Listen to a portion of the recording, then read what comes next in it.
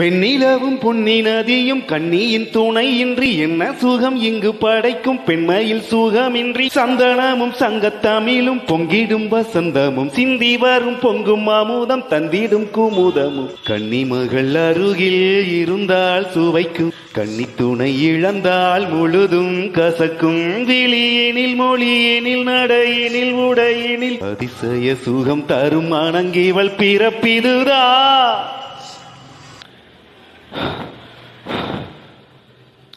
மண்ணில் இந்த காதலன்றி யாரும் வாழ்தல் கூடுமோ, என்னும் கன்னி பாவையின்றி 7 ஸ்வரம்தான் பாடுமோ.